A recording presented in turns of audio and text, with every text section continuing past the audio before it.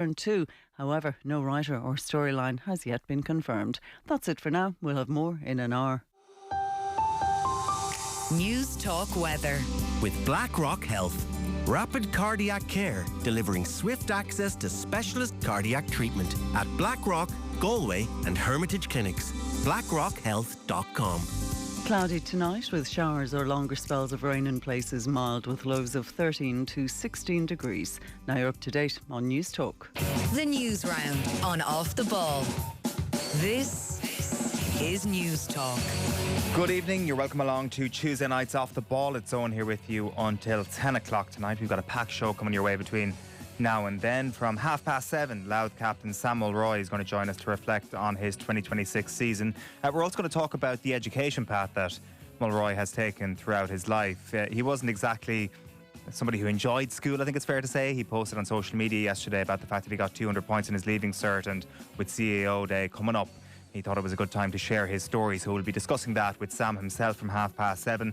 Between 8 and 9 then, we've got a special item coming your way because there's a new series of deep dives that we want to do on Off the Ball, and there's a number of subjects that we want to examine a little closer. We're going to start that tonight with the subject of Tadej Pogacar. So Pogacar is obviously going in the Vuelta a España at the moment. He's going to win the Vuelta unless something drastic happens between now and the conclusion. He's never won the Vuelta, so he's going to become just the 9th cyclist to win both the Giro d'Italia and the Vuelta and the Tour de France obviously as well. So we're going to have Nico Roach with us.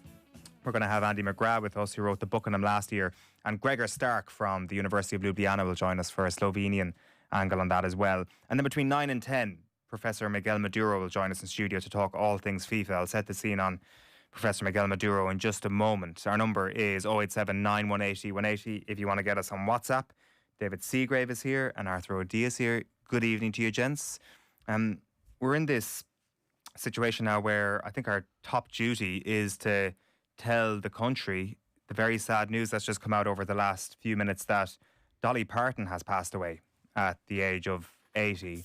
So there was an Instagram video put up by her nephew, Brian Seaver, on social media, as I say, earlier today, and he was saying that he was representing the family, announcing the passing of my aunts, Dolly Rebecca Parton Dean, Dean sisters, and Granny to one generation and Gigi to the next, he says in this long video that was posted to social media, which I haven't looked at just yet. It's just come out literally at the end of news there. We've just seen it come onto our feed. So 80 years of age, a legend. There'll be plenty of sporting connections that we'll make in just a moment, but a legend of culture, of American country music, and of 20th century society in general, gone. Jesus. Yeah, that's final. Without question. I mean, you don't even have to, I suppose, before you even consider her music, one of the most sort of, I suppose, instantly recognisable pop cultural icons of the last half century or so, you know? Yeah. Instantly recognisable by name, by her look, everything about her.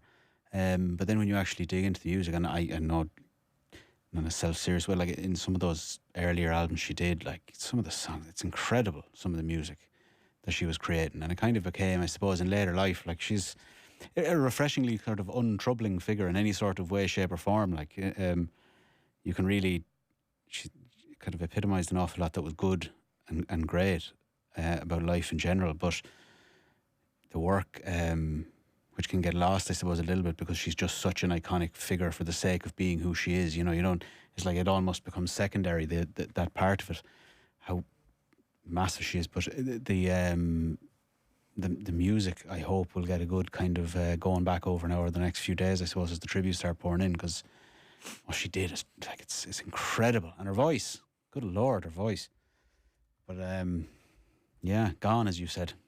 Yeah, one of the pieces that I remember, I was just trying to look up the date of it. God, it's already 12 years ago. But that Pyramid Stage set that she did at Glastonbury. Can't believe that's 2014 already.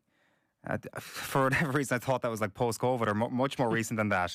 The sort of passage of time is a weird one, but that sort of Sunday sing-along set that they have at Glastonbury is such an iconic one. And getting a legend of world music into that slot has always been like a massive part of what they do. But I think that set, that 2014 set, as I've just realised it was, is possibly the most iconic and I think when somebody can fit that legend slot and the whole world realises what they're seeing at that point, I think it just underlines the global appeal of her. Oh yeah, but you can so many amazing songs right off the bat like that. And it becomes. It's almost a bit of a double-edged sword, like where you have so many songs that everyone knows that they can kind of, on occasion, you can lose sight of how good they are. You know, like it's just because they become such a sort of monocultural thing. But her body of work's incredible. And what a legacy she leaves behind. It seems pretty obvious. Like, I mean, we can keep talking about like her as a cultural icon, but obviously as an icon of Kerry GAA, kind of feels like I've got to bring that conversation there. 4 minutes there. 4 minutes in. It kind of feels like our duty to do that. Pretty much. Australia are taking our players. Yeah. Dolly Parton belongs to Kerry. But it's one of the things that you instantly think of when it comes to Dolly in Ireland is Paddy's Pub and the way in which he managed to I was going to say hoodwink her into coming down to the pub, but certainly encourage her to come into the pub and to sing with him and to sort of create this amazing, long-lasting moment that'll endure. The footage that I think if you put it into the internet right now, you'll get a million different results of Dolly Parton singing in Paddy's Pub. It's one of the first things that I thought of, and one of the first things that you would picture when the very sad news comes out like this evening. Absolutely. Will we set the scene on the evening ahead? Our number is 0879 180 180. We might play a little bit of that audio of Dolly in on Gaeltacht before this hour is out. But as I say, coming up this evening, we're going to be going to San Mulroy this hour. I just want to mention our football show between 9 and 10 tonight. So Professor Miguel Maduro is going to join us in studio. And I think when you go back through Maduro's life, I think he was an optimistic man in 2017. So Sepp Blatter had just been ousted from FIFA. Gianni Infantino, the gleaming new face of the organisation, had just come in. Life was pretty good for Miguel Maduro. There was a new governance and review committee set up, and Maduro was going to be the chairperson of this. But the following year was the Russia World Cup, and Vitaly Mutko, who was the deputy prime minister at the time of Russia, wanted to stand for re-election and to go back into FIFA's main decision-making council.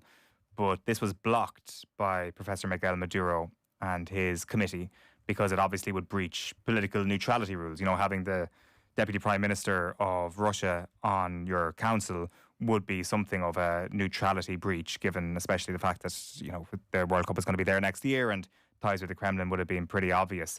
But this didn't go down too well. There was a lot of people who tried to say to Maduro, don't do this. Can you maybe postpone your governance rules until a little bit down the line?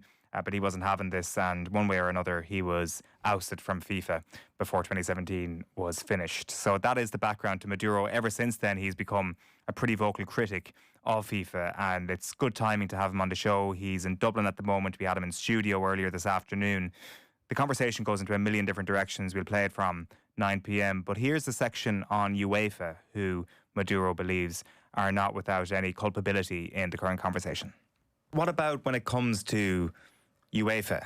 I think we're all fairly sceptical about what their appetite is to overhaul how football is governed. But I guess UEFA does have the ear of quite a few important political figures in the European Union. This could be the football organisation, as opposed to relying on all the individual FAs around Europe to instigate this. UEFA could really take a lead on doing the exact thing that you've just outlined. They could, but I don't think they are in a position, and they don't have the will to do it themselves as an organization.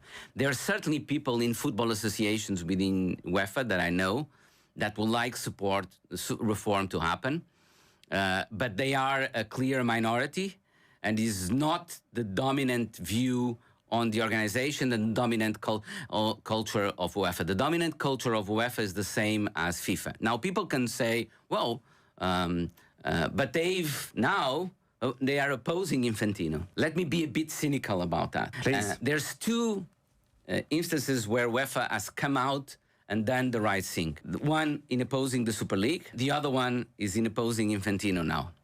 What do they have in common? They both have in common that the UEFA's own commercial interests were at stake. The Super League was going to take away the major source of revenue of UEFA itself.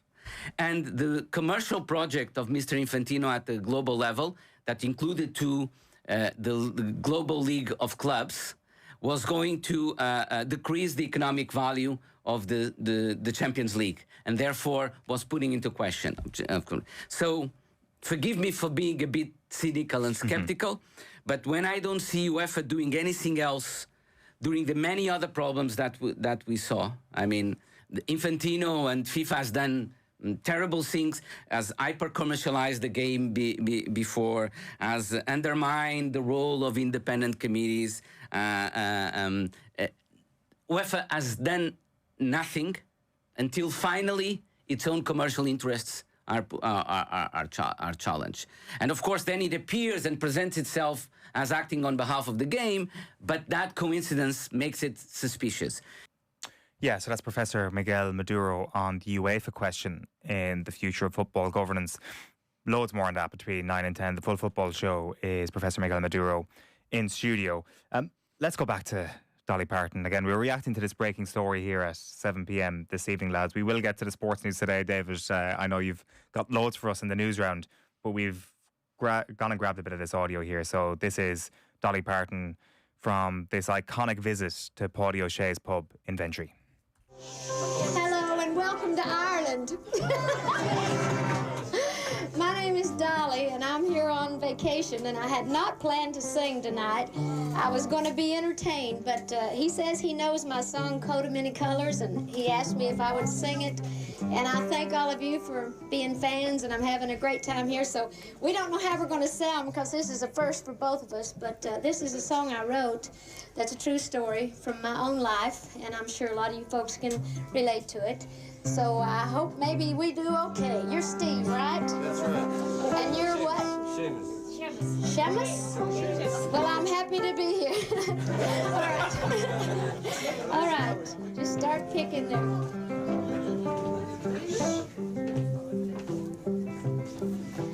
Back through the years I go wandering once again. Back to the seasons of my youth. I do recall a box of rags that someone gave us, and how my mama put the rags to use. Now there were rags of many colors, but every piece was small, and I didn't have a coat, and it was way down in the fall. So Mama sewed the rags together. She sewed every piece with love and made my coat of many colors that I was so proud of. Why Mama sewed, she told a story from the Bible she had read about a coat of many colors Joseph wore, and then she said, I hope this coat will bring you good luck and happiness. And I just couldn't wait to wear it, and Mama blessed it with a kiss.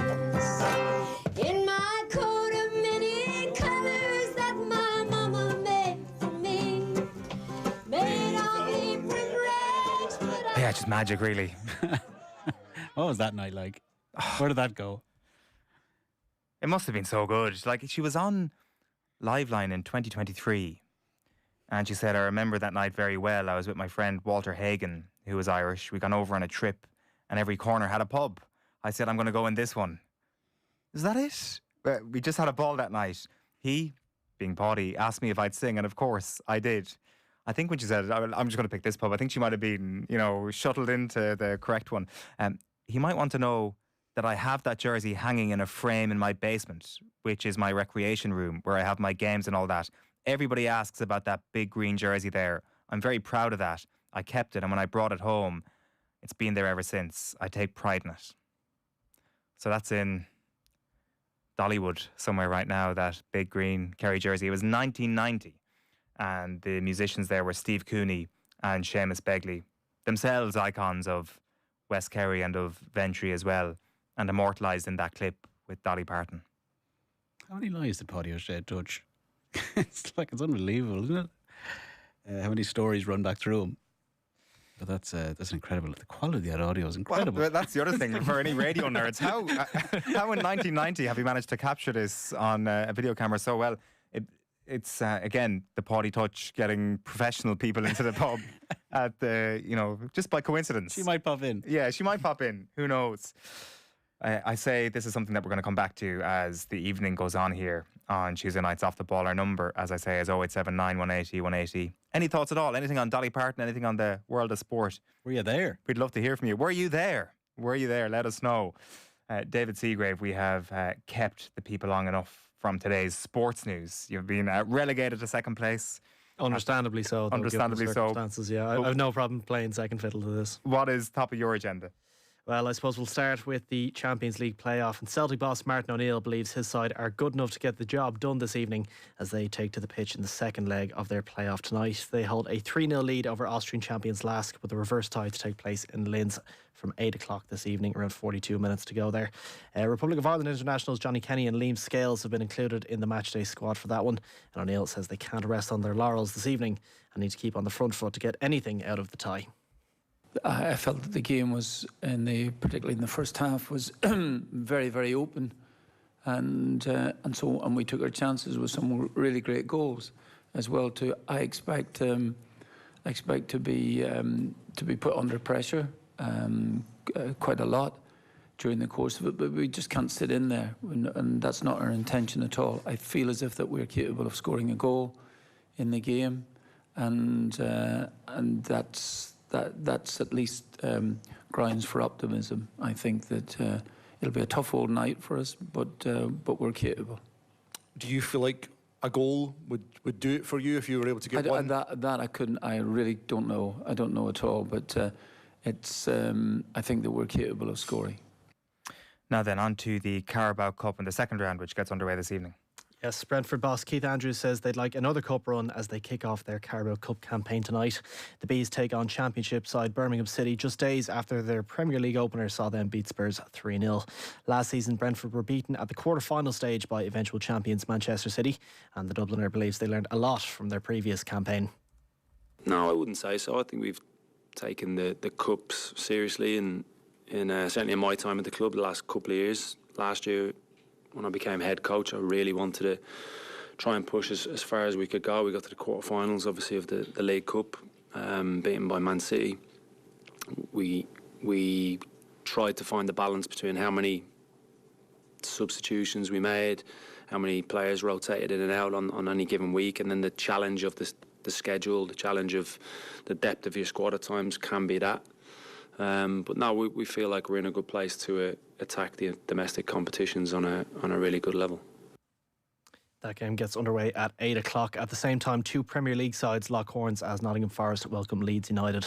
Elsewhere this evening, Barry Murphy's Cardiff City take on Norwich. That one has kicked off in the last few minutes. 20 minutes gone there so far, and starts for Joel Bagan and Callum Robertson with Jack Moylan on the bench. Elsewhere, Ipswich face Leicester with former teammates Gary O'Neill and Russell Martin doing battle as managers. Coventry go to Plymouth, who of course beat Liverpool in the FA Cup last season, and fresh from beating Manchester United in the Premier League at the weekend, Hull are at Stoke. We're going to be keeping a close eye on events tonight at the Mestalla. Yes, Troy Parrott could line out in the green and white of Real Betis for the first time this evening. He's been named on the bench for the club's La Liga tie with Valencia in the Spanish top flight from 8 o'clock. He signed for the Seville-based club last week for a reported fee of €20 million. The Republic of Ireland star had been linked with moves to West Ham and Ajax, among others. However, Betis secured his signature last week ahead of their La Liga opener. Parrott watched that one from the stands as they defeated Real Sociedad by 1-0. He has arrived at the stadium because everything that Troy Parrott does is being channelled on the Real Betis English account on Twitter. So if you want any insight into what he's doing, like right now, you can just go onto their social media and they'll be able to tell you. So I just had two posts about Troy Parrott in the build-up to the lineup being announced. Our boy Troy is ready with a tick beside it with Parrott 19 in the dressing room. Got me thinking he was going to start. And then also a video of a young Irish boy outside the Mestalla with a tricolour, and in marker he said, "What's the crack, Troy?" And a social media person's gone up to him and he said, "What's the crack?" So there you go. That's the latest on Troy Parrott. I saw the second post go up and I was like, oh, he has to be starting here now, but alas, he's on the bench, unfortunately. Well, they're very keen, aren't they? Very, as are we, in fairness. I know, we have excuse to be. True. Well, they do have the Irish heritage link, so I mean there is. Oh, yeah. Yeah, like I can kind of understand it with signing like this, but like it's just. I saw some somebody on social media saying, "You'll never believe this crazy coincidence. Troy Parrott went to a school named after Patrick O'Connell, the great Spanish football man who came from Dublin, who clearly had just like Googled what school he went to, Scull E. Connell in Dublin, forgetting that, it might be Daniel O'Connell that it was named after, but no, it definitely has to be Patrick O'Connell, definitely has to be our guy that the school is named after, and therefore this spooky coincidence has occurred here at Betis. Anyway, wish Troy Parrott the very best. Hopefully it's a goal-scoring debut off the bench, because no doubt he is going to get some minutes this evening. Where do you want to go next, David? Well, Wolves have announced the signing of Republic of Ireland international Tara O'Hanlon on a permanent deal. The defender joins the WSL 2 side from Manchester City. Injury had prevented her from making a senior appearance with the WSL champions. O'Hanlon had loan spells at Celtic and Sunderland, and also has 4 senior international caps for Ireland. Elsewhere, Carlos Baleba has joined Manchester United in a deal believed to be worth around £70 million, including add-ons. The Cameroon international joins from Brighton Hove Albion, having long been linked with the Red Devils. And he's now put pen to paper on a 5-year contract with the option of an additional year. And Savio has joined Tottenham in a deal that could rise to around £100 million. He makes the move to London from Manchester City, having spent 2 seasons at the Etihad. There was a quote from Savino today, according to Fabrizio Romano. Whenever I came to play against Spurs, I always talked to my representatives about the club. When he said the club was interested in me, I was very happy. Things that didn't happen. That's not true.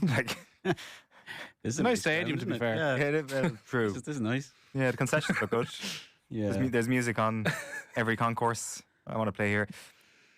On the other piece of transfer news that David mentioned there, Baleba to Manchester United, this is good business, isn't it? Who knows? Who knows? Like, I'm not even trying to be like flippant or kind of whatever. Like last summer it was going to be 100 million.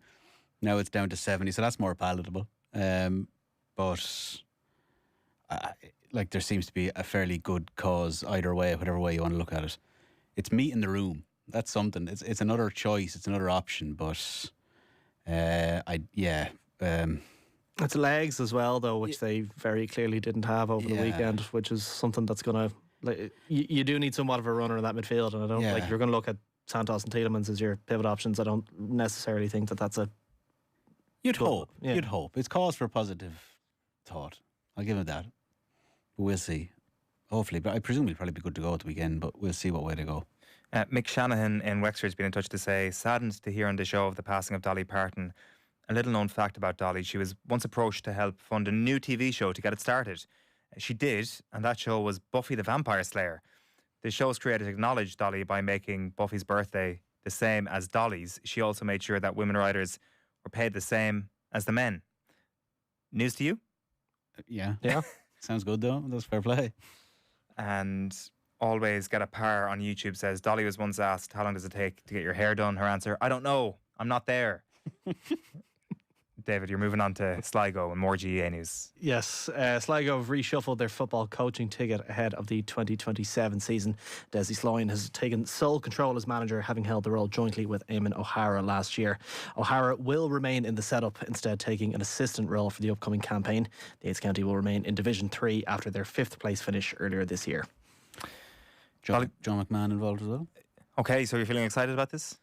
I was excited last year. It's interesting. I never liked the notion of 2 managers.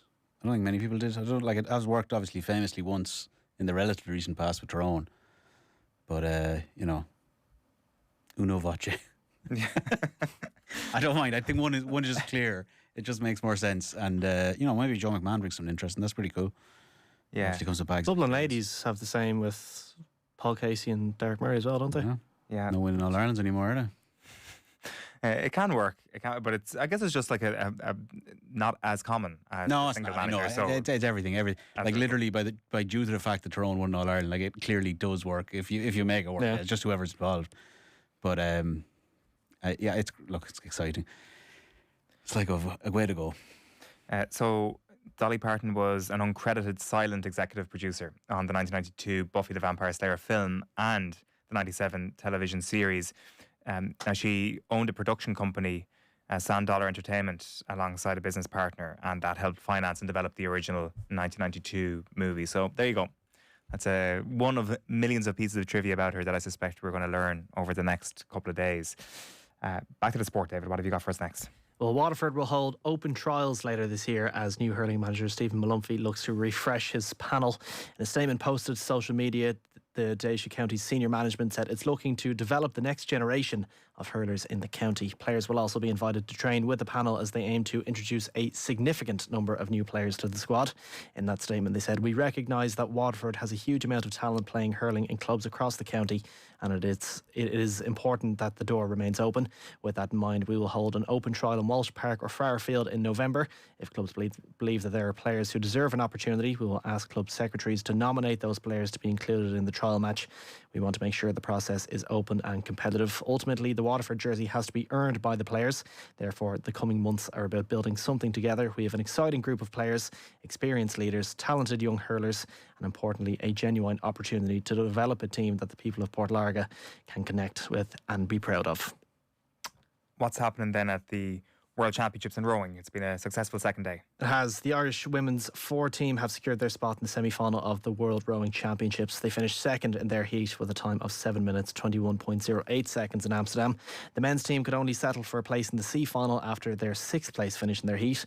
In the women's quadruple sculls, a 3rd place finish saw them advance as the 2nd fastest non-automatic qualifier, while the men's quadruple sculls have been eliminated. And just looking ahead to tomorrow's action as well, Mags Kremen and Zoe Hyde will go in the women's double sculls semi-final after they topped their heat yesterday. Before that, Fiona Murta is in the women's single sculls heats just after 12:30, with Fintan McCarthy in the men's at around 10 to 1. Ross Corrigan and Nathan Timoney are in the men's pair C final, while Imogen Magner and Natalie Long are in the women's pair semi-final. Pretty worrying story coming out of Horse Sport Ireland then. Yes, an interim examiner has been appointed at Horse Sport Ireland. The body, which receives around €6 million in state funding each year, was given the protection of the High Court in a bid by its directors to save it. Staff at the national governing body could be facing job cuts as well, according to the Irish Times. And in a statement, HSI said, having considered all the available options and taken professional legal and financial advice, the board believes that examinership provides the best available opportunity to protect the organisation, preserve employment and secure its long-term future. You might scroll away down there to your final story, because I think we should give this a mention given the context of the show today. What happened today at La Vuelta? Well, Tadej Pogačar has won the 4th stage of La Vuelta 2026. It's a 5th ever stage win for the Slovenian cyclist, who will retain the red jersey for at least one more day. He held on to top spot yesterday after the 3rd stage was cancelled due to a hailstorm. And that also means that Eddie Dunbar's 42nd place finish helped catapult him to 38th in the general classification, while Darren Rafferty is 162nd overall. So I'm just giving this a mention because after 8 o'clock we're doing our deep dive on Tadej Pogačar. We're going to be joined by Andy McGrath, who wrote the biography Unstoppable, and Professor Gregor Stark from the Faculty of Sport at the University of Ljubljana. We're also going to be joined that hour by Nico Roach to get an insight for somebody who's ridden in the peloton as well. But when we've been speaking to Gregor Stark about this, Pogačar and Primo Roglic have been sort of paired together as, you know, dual legends of the game. Roglic and Pogačar finished 2 and 1 respectively at the 2020 Tour de France in unbelievably dramatic circumstances. And the very day that we're putting this piece out, 1 and 2 at a stage of La Vuelta, is Pogačar and Roglic. Spooky stuff, Arthur. What an evening. What an evening. What an evening ahead. What an evening ahead indeed. 087 9180 180 is our number. We're going to be catching up with Sam Mulroy after the break. And the Newsround has been brought to you by Viagra Connect. 50 milligram film-coated tablets contain sildenafil for adult men with erectile dysfunction. Maximum dosage 150ml tablet per day. Always read the label. Buy online at viagraconnect.ie. Subject to suitability following pharmacist consultation. David, thank you very much for tonight's Newsround. Time for the cash machine. News Talk Summer Cash Machine. The cash machine has been reloaded and there's going to be another guaranteed winner this week. The number you need to know is €200,000, and there are 2 ways you can enter. You can visit newstalk.com/.